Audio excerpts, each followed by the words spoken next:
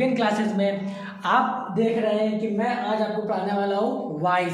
Voice मतलब active voice and passive voice. जैसे कि आप लोगों की बहुत ही डिमांड थी बच्चों की कि सर ने अभी तक वॉइस नहीं पढ़ाया है, तो आज का ये टॉपिक आपके लिए बहुत ही शानदार होने वाला है। क्यों? क्योंकि मोस्टली 8 से लेकर के इंटर तक हमारे हर एक टॉपिक में वॉइस पूछा जाता है इंग्लिश में। तो ये वॉइस जो है क्या होता है, इसके जो मैंने जो कुछ थोड़े से कॉन्सेप्ट है वो मैंने पहले लिख करके रखे हैं, जिससे आपको बहुत ही आसान तरीके से समझ में आ जाए। तो आई होप आप जो मेरी पुराने जो वीडियोज़ हैं रेगुलरली देख रहे होंगे एंड फॉरवर्ड एंड शेयर जरूर कर रहे होंगे।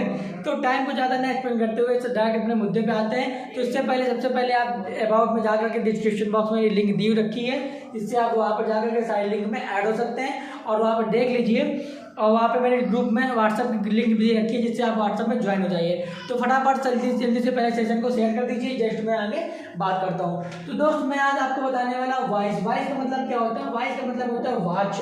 वॉच का मतलब होता है कि जो हम बोलते हैं। देखिए, एक काम होता है जो मैं खुद करता हूँ और एक काम ये होता है जो मैं किसी के द्वारा करवाता हूँ। है जैसे मैं बड़ा हूँ अपने घर में, मैंने कहा कि रोहन आज एक काम कर लेना, ठीक है। तो वहाँ पर वो सब्जेक्ट हुआ और यहाँ पर मैं काम कर रहा हूँ तो सब्जेक्ट हुआ। यदि जैसे मैंने कहा मैं पेपर पढ़ रहा हूँ, तो ये क्या हुआ, एक मैं सब्जेक्ट पढ़ रहा हूँ या मेरे द्वारा एक पेपर पढ़ा गया, तो ये क्या हो गया, ये ऑब्जेक्ट हो गया। तो मतलब जब सब्जेक्ट किसी कार्य को करता है तो वो सब्जेक्ट हो गया, जब वही काम किसी के द्वारा किया जाता है तो वहाँ पर क्या हो जाता है, ऑब्जेक्ट हो जाता है। तो फर्स्टली किसी भी सेंटेंस में आप लोग देख सकते हैं कि सबसे चीज़ें इंपॉर्टेंट क्या होती है, ये 3 चीज़ें जो होती हैं आपके किसी भी सेंटेंस में इंपॉर्टेंट होती हैं, सब्जेक्ट, वर्ब एंड ऑब्जेक्ट। इसी 3 चीज़ों के मिलने से एक हमारा सेंटेंस अच्छा सा बन जाता है, ठीक है। तो बात क्या करते हैं कि यहाँ पर ट्रांसफर हो जाता है कि सब्जेक्ट को हम ऑब्जेक्ट में बदल देते हैं एंड ऑब्जेक्ट को हम सब्जेक्ट में बदल देते हैं। देखिए दोस्त, ये आज की जो मेरी क्लास है ये ओनली मेरी कॉन्सेप्ट क्लास होने वाली है। अब मैंने ये सोच रखा है कि आपकी कॉन्सेप्ट क्लास अलग दूंगा और आपकी प्रैक्टिस क्लास अलग दूंगा, जिससे आपको बहुत ही अच्छे तरीके से समझ में आएगा। क्योंकि पहले आप सारे कॉन्सेप्ट लिख चुके होंगे, समझ चुके होंगे और पढ़ चुके होंगे। आप मेरे इस कॉन्सेप्ट को एक कॉपी बना लीजिए और कॉपी के साथ में कॉपी में लेकर के बैठिए और लिखते चलिए, ठीक है। क्योंकि मैं आपको लिखने का, स्क्रीनशॉट लेने का काफ़ी पर्याप्त समय दे देता हूँ। तो कॉन्सेप्ट क्लास मेरी अलग रहेगी और मेरी प्रैक्टिस क्लास अलग रहेगी, जिससे मैं आपको वो छोटी से छोटी चीज़ बता सकूँ जो आपकी छूट जाती है। तो छोटी सी हो सकता है मेरी 2 कॉन्सेप्ट क्लास हो जाए और उसी के साथ में मैं अगली क्लास जो लाऊंगा प्रैक्टिस क्लास लाऊंगा, जिससे आपको सारे एग्जाम्पल एक ही साथ में करने को मिल जाए। तो फाइनली सबसे पहले आप इसकी स्क्रीनशॉट ले लीजिए, उसके बाद मैं आगे बढ़ता हूँ। सभी को, किसी भी बंदे को ऐसा है कि जो दिख ना रहा हो, ये ब्लर हो रहा हो या लाइटिंग आ रही हो, तो आप इसको स्क्रीनशॉट ले लीजिए, तब मैं आगे चलूँ। तो मेरे हिसाब से सबने कर लिया होगा। अब बात करते हैं कि है क्या समझते थे। कि मैंने आपसे पहले ही बता रखा था कि टेंस हमें पहले से बहुत अच्छी तरीके से आना चाहिए, तभी हम वॉइस एंड नरेशन अच्छे से कर सकते हैं। बिकॉज हमें टेंस का स्ट्रक्चर पता नहीं तो वॉइस कैसे कर सकते हैं, तो समझिएगा दोस्त। तो सबसे पहले कहते हैं कि प्रेजेंट इंडेफिनिट में टेंस किन किन टेंसों के वॉइस बनते हैं ये देख लीजिए। तो present indefinite, present continuous, present perfect, past indefinite, past continuous and past perfect, future indefinite and future perfect. ये आपके 8 टेंस हैं। इन 8 टेंसों का ही हम वॉइस बनाते हैं एंड 8 टेंस का ही नरेशन बनता है। नरेशन की जब बात करेंगे तब उस पर बताएंगे। तो अब इसमें देखिए, ये वॉइस का मतलब, ये एक्टिव का मतलब क्या है। ये एक्टिव का स्ट्रक्चर आपको वो लिखा है जो हम इन टेंस में यूज करते हैं, ठीक है। और इस टेंस की फॉर्मेशन जब हम चेंज करेंगे पैसिव वॉइस में, तो उसका स्ट्रक्चर किस तरह का रहेगा, ये रहेगा। एक्टिव वॉइस में से पैसिव वॉइस को बदलने के लिए हमेशा वर्ब की थर्ड फॉर्म का यूज करते हैं।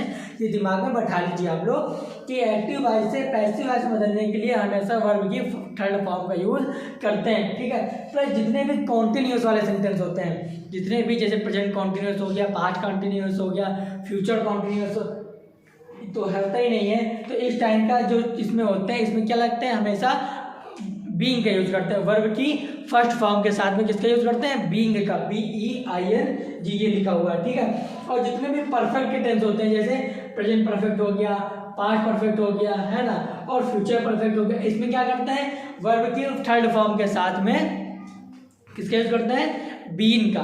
देखिए यहाँ बीन लगा होगा, बीन, है ना, ये बीन, जितने भी परफेक्ट वाले वाक्य होते हैं उसमें क्या लगता है, बीन लगता है, किसके, वर्ब के थर्ड फॉर्म के साथ में। तो ये ओरल थोड़ा सा हमने बता दिया, आप जान लेते हैं कि देखिए प्रेजेंट एंड इंडेफिनिट के जो स्ट्रक्चर होता है दोस्त, तो सबसे पहले क्या होता है, V1 लिखते हैं, V5 का मतलब जो यस या ईएस लगाते हैं, और डू डज नॉट, ये होता है स्ट्रक्चर, ठीक है। अब इसी का जब इसी फॉर्मेट में वाला कोई एक्टिव वॉइस आ जाता है तो उसको चेंज करेंगे तो किस फॉर्म में चेंज करेंगे, जब प्रेजेंट का कोई भी सेंटेंस आ जाएगा तो उसको पैसिव वॉइस में चेंज करने के लिए हम इज एम आर को यूज करेंगे, किसके अकॉर्डिंग, सब्जेक्ट के according is am are use करेंगे, प्लस साथ में वर्ब का थर्ड फॉर्म यूज करेंगे और साथ में बाय का यूज करेंगे, किसका, साथ में बाय का यूज जरूर करेंगे ऑब्जेक्ट के पहले, ठीक है।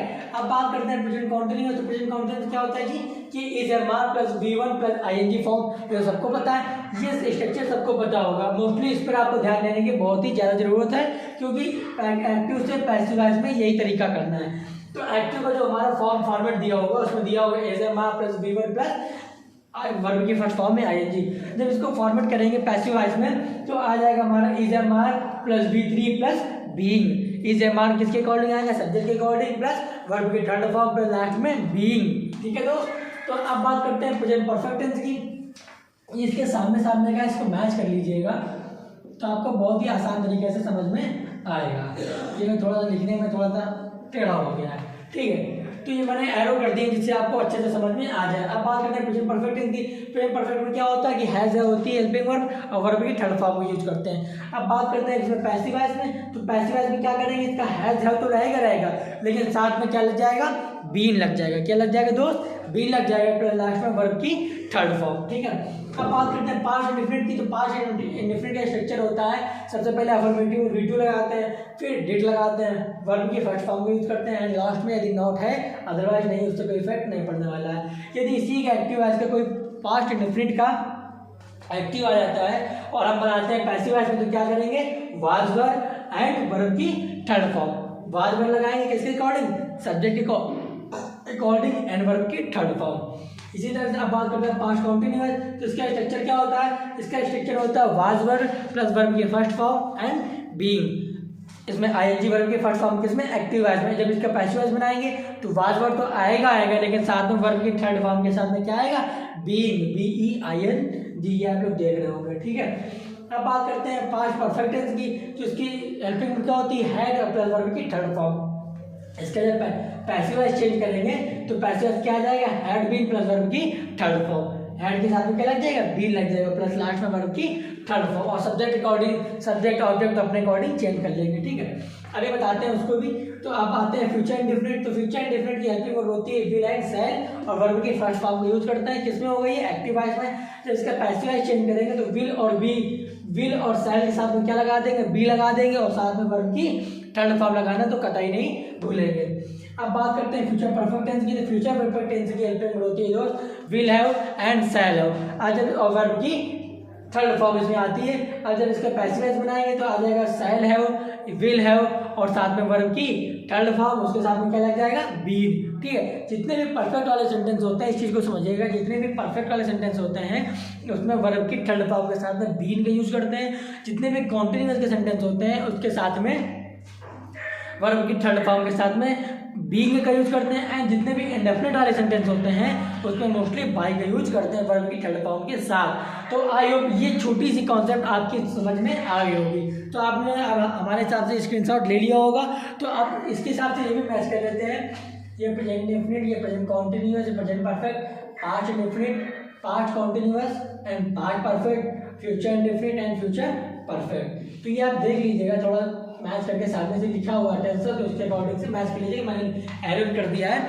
जिससे आपको भली बात ही अच्छे से समझ में आ रहा होगा। तो फाइनली ये आप लोगों को समझ में आ गया होगा। अब बात करते हैं पैसिव वॉइस की। तो आई होप, मैं सोच रहा हूँ कि इसको इरेज कर दूँ, तो आप लोगों के साथ लिख लिया होगा, ठीक है। तो मैं इसको इरेज करना चाहूँगा।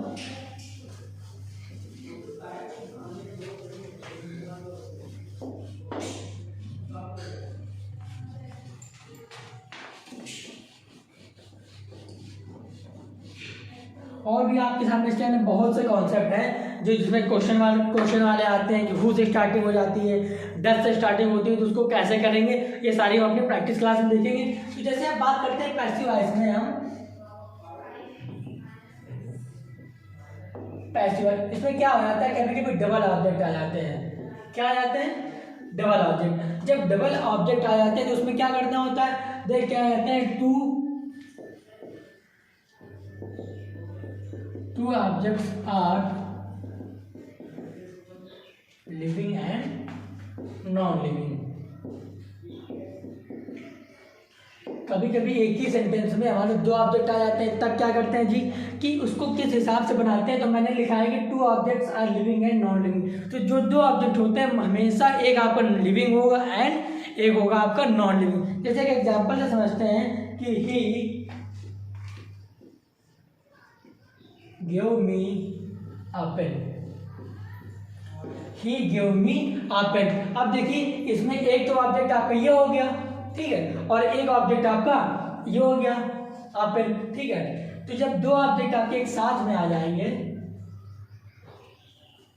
इसको लिख लीजिएगा आप नोट करके,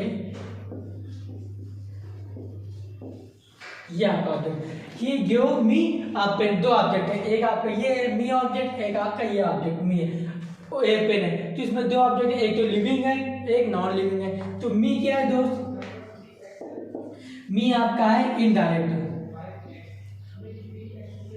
मी क्या है, इनडायरेक्ट ऑब्जेक्ट। इसको क्या बोलेंगे, ये होता है आपका लिविंग। ये क्या होता है, लिविंग। एंड आपका पेन क्या है, पेन क्या है, पेन है आपका डायरेक्ट ऑब्जेक्ट। पेन क्या है, डायरेक्ट ऑब्जेक्ट, जिसको हम डिनोट करते हैं नॉन लिविंग से, ठीक है। तो ये आप पहले लिखिए इसमें फटाक से, ये लिख लीजिए इतना, जिससे आपको अच्छे से समझ में आ जाए। इसकी स्क्रीनशॉट भी आप ले सकते हैं।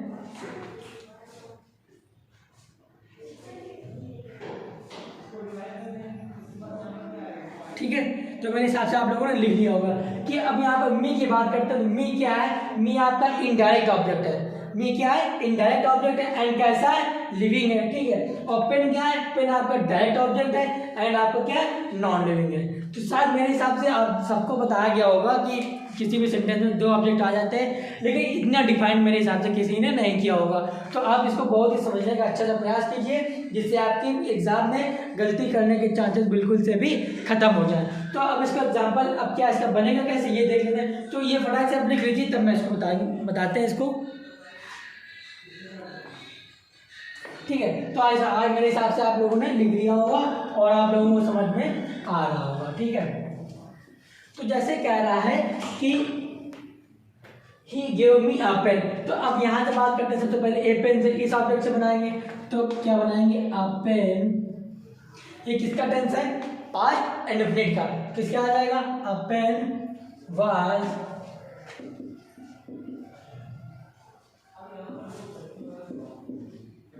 Given me by him.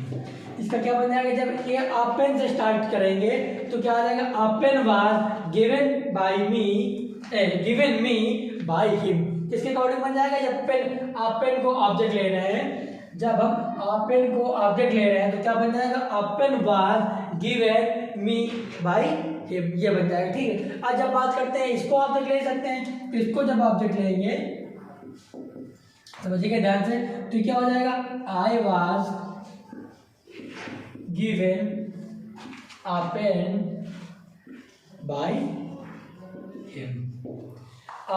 I was given a pen by him. अब बताइए यहाँ तक किसी भी बंदे को कोई भी समस्या, किसी भी चीज को लेकर के कहाँ पर क्या कैसे आ गया है, किसी भी बंदे को कोई भी समस्या हो बताइए,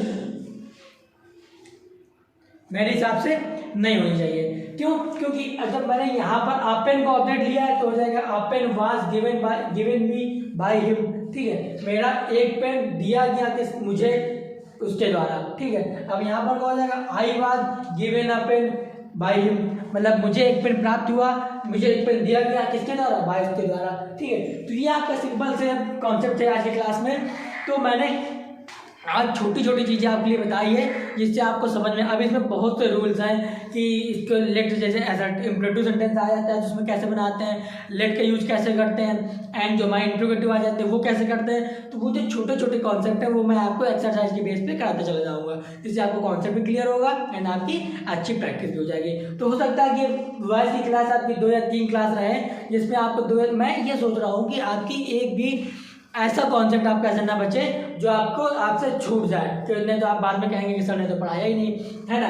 तो वही मैं सोच रहा हूँ कि आज की 2 या 3 क्लास लेकर के आऊँ, जिससे आपको सारे कॉन्सेप्ट और प्लस सारे कॉन्सेप्ट की प्रैक्टिस अच्छे से हो जाए। तो दैट्स ऑल, यहाँ के लिए आज के लिए इतना ही रखते हैं। कल की मिलते हैं कल की नेक्स्ट की वीडियो पे, जिसमें हम आपको बताएंगे कुछ बेहतरीन कॉन्सेप्ट एंड कुछ एक्सरसाइज, जिससे आपको कॉन्सेप्ट की क्लियरिटी पता चले, ठीक है, कॉन्सेप्ट की ताकत को समझ सके। तो समझते हैं आज आई होप आप लोगों ने यहाँ तक समझ लिया होगा। मिलते हैं कल की नेक्स्ट क्लास में। Thank you.